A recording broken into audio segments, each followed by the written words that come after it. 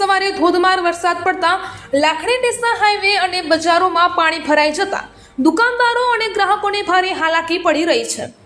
હવામાન વિભાગની આગાહી પ્રમાણે બનાસકાંઠા જિલ્લાના લાખણી સહિત અનેક વિસ્તારોમાં બુધવારની પહેલી સવારે મેઘરાજા મહેરબાન થતા સર્વત્ર પાણી જ પાણી થઈ ગયું હતું। લાખણી પથકમાં વરસાદના ધમાકેદાર બીજા રાઉન્ડમાં રોડ રસ્તા બજાર અને ગ્રામ્ય વિસ્તારોમાં ખેતરોમાં પાણી ભરાયા હતા। ધોધમાર વરસાદના પગલે લાખણી મેઇન બજારમાં ઢીંચણસમા પાણી ભરાઈ જતા દુકાનદારો અને ગ્રાહકોને હાલાકી ભોગવવી પડી હતી।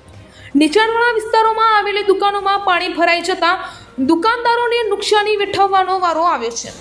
તાલુકા મથક લાખણી ખાતે આવેલી બજારમાં સામાન્ય વરસાદમાં બજાર તેમજ હાઈવેની બાજુમાં પાણી ભરાઈ જાય છે, જેના કારણે દુકાનદારો અને ગ્રાહકોને મુશ્કેલી પડી રહી છે।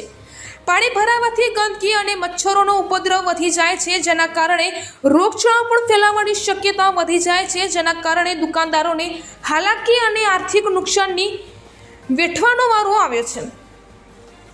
જેનાથી પરેશાન થયેલ સ્થાનિક દુકાનદારો દ્વારા ગ્રામ પંચાયત અને જવાબદાર તંત્રને વારંવાર રજૂઆતો કરવા છતાં કોઈ કામગીરી કરવામાં આવી નથી એવું સ્થાનિક લોકોએ જણાવ્યું હતું। The ultimate news Mukesh Kapade, Lakhani.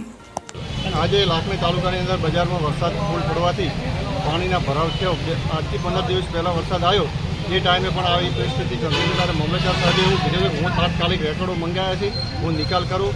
તંત્ર બધા મને આશ્વાસન ખૂબ આપ્યું હતું કે અમે તમારું પાણીનો કાયમી માટે નિકાલ કરી આપશું। તો તંત્ર હજી સુધી ઊંઘમાં કેમ છે, જાગતું કેમ નથી કે આનો નિકાલ કોઈ કરતો નથી? શોપિંગની અંદર પાણી ભરાઈ જાય છે। અને આજે પણ મામલતદાર સાહેબને કોલ કર્યો તો મામલતદાર સાહેબે એવો જ જવાબ આપ્યો કે તમારી દુકાનો ભોયરામ છે, અહીંયા અમે શું કરીએ?